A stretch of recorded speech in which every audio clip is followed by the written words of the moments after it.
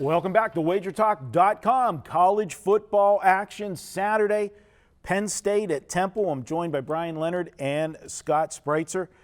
Brian, on paper, by name, you look at Penn State and Temple, looks like, mismatch in programs. Second-year head coach Franklin for Penn State. Always expect to see an improvement the second year with the coach there. Get more of his players starting to, infused into the lineup. What do you think about this one? This is an unfortunate situation that I like both these teams. And I wanted to bet on both these teams, but unfortunately they're playing each other. The total's very low here, which means every point counts. And we've seen 7s, we've seen 6.5s. Make sure you get your best value out of that as you can. Franklin, when he was at Vanderbilt, he was very good in non-conference games. Last year, I think they were 5-0 against the spread in non-conference games. So he puts a lot of emphasis in these games. But he's playing against a Temple team here who's got one of the most underrated defenses in college football. So I'm looking for a lower scoring game here. Hackenberg, everybody talks about this is the next coming of quarterbacks, even though he had a bad year last year. He might have a tough time in this game also because of that Temple defense. So this is going to be a low scoring game. Points are at a premium.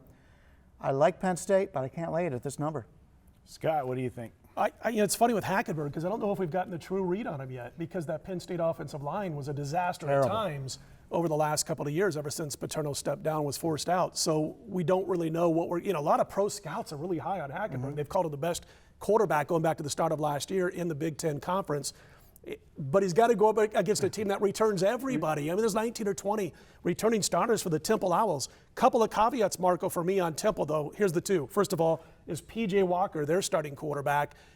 Is he all we thought he was in 2013, or was 2013 kind of, playing above his head type of quarterback?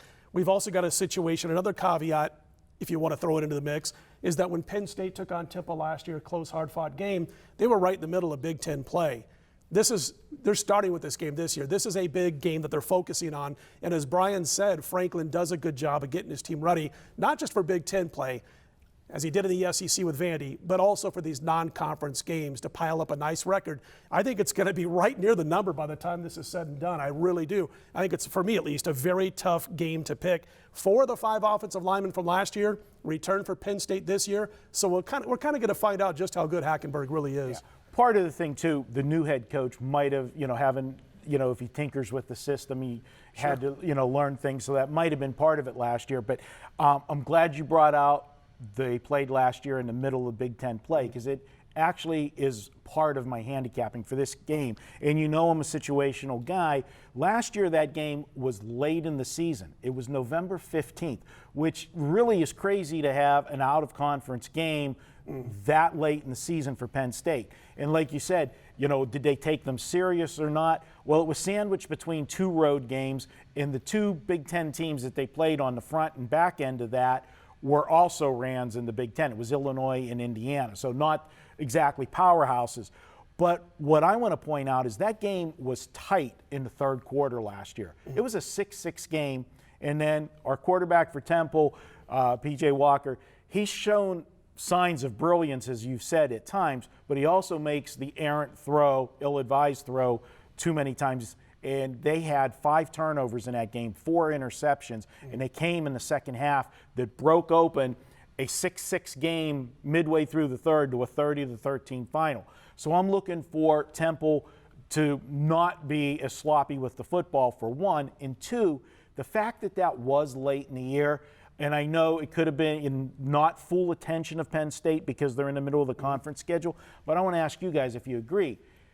When you've got a bigger program playing a smaller program, I feel it's better for the smaller program to play them at the beginning of the season because they're at full strength. They're not banged up. The smaller schools, programs don't have the depth that a Penn State would have. And when you're at the end of the season. They finally have the depth. They haven't had the depth since Paterno left with the scandals and all that, but they finally have the depth again, yeah. But yet, if a team like Temple gets banged up during the course of the season, you're going to see it affect them more later in the season than at the beginning of the season. So I think Temple, they've had the whole, the summer to prepare for this one for their home opener, and what a better way than to get an upset to start the season. I think it's going to come down to a field goal. This is my video best bet of the week.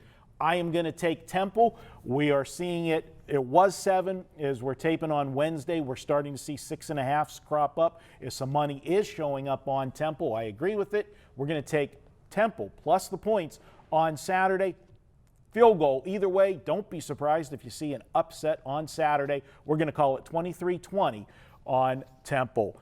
We'll be back with more videos. You can check all of this weekend's games at wagertalk.com.